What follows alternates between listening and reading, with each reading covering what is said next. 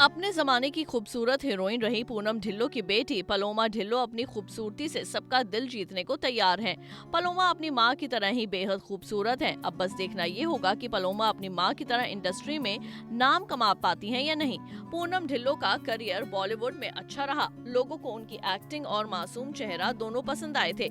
महज 16 साल की उम्र में मिस इंडिया का खिताब जीतने वाली पूनम ने सबको अपनी खूबसूरती से दीवाना बना दिया था। काला पत्थर और नूरी जैसी कई बेहतरीन फिल्मों में नजर आ चुकी पूनम ढिल्लो ने अपने फिल्मी करियर में करीब 80 से ज्यादा फिल्में की हैं, लेकिन प्रोफेशनल लाइफ की तरह वे पर्सनल लाइफ में सक्सेसफुल नहीं रही।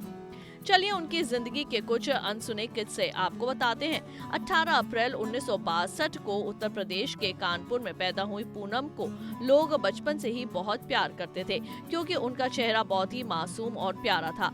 इसी के चलते उन्हें स्कूल के दिनों में ही फिल्मों के ऑफर मिलने लगे थे, लेकिन एक्ट्रेस अपनी पढ़ाई पूरी करना चाहती थी। साल 1977 में महज 16 साल की उम्र में मिस इंडिया का खिताब जीतने के बाद पूनम हिंदी फिल्म इंडस्ट्री में आई।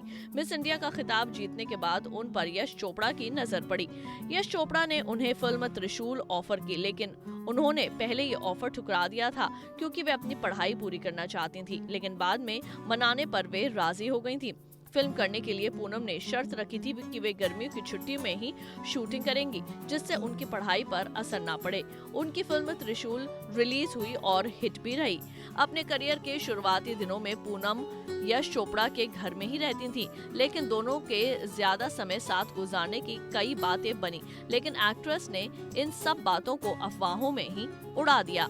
पूनम जब 10वीं क्लास में थी तब वे फिल्म त्रिशूल से स्टार बन चुकी थी। उनके बोल्डनेस का अंदाजा आप इस बात से लगा सकते हैं कि पहली ही फिल्म में उन्होंने स्विम सूट पहना था।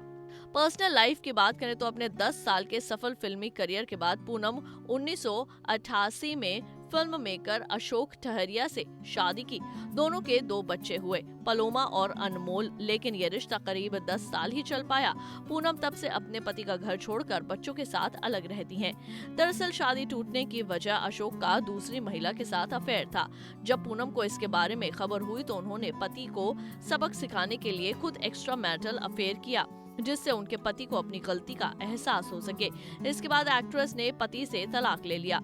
1980 में एक फिल्म की शूटिंग के दौरान पूनम की मुलाकात राज सिप्पी से हुई। इस दौरान दोनों करीब आए थे, लेकिन राज पहले से ही शादीशुदा थे। पूनम इसके बावजूद राज से शादी करना चाहती थी। हालांकि डायरेक्टर अपने परिवार को छोड़ने के लिए तैयार नहीं हो सके। पूनम ने भी उनसे किनारा कर लिया। अब तो वे फिल्मी पर्दे से दूर हैं, लेकिन इवेंट्स और सोशल मीडिया में काफी एक्टिव हैं। फिल्मों से ब्रेक लेकर उन्होंने थिएटर भी किया। वे प्रभु देवा की फिल्म रमैया वस्तावैया में नजर आई थी। छोटे पर्दे पर उनके शो एक नई पहचान भी काफी लोकप्रिय हो रहा है। साथ ही वे एक सक्सेसफुल बिजनेस वुमेन भी हैं। वे वैनिटी नाम से सेल्फ मेकअप कंपनी चलाती हैं। इसके अलावा वे सनशाइन ट्रैवल एंड टूर्स की डायरेक्टर भी हैं। आपको पूनम ढिल्लो की कौन सी फिल्म पसंद आई थी, हमें कमेंट बॉक्स में जरूर बताएं। जुड़ी मोर अपडेट्स के लिए हमारे इंस्टाग्राम को फॉलो, फेसबुक को लाइक और यूट्यूब चैनल सब्सक्राइब करना ना भूलें।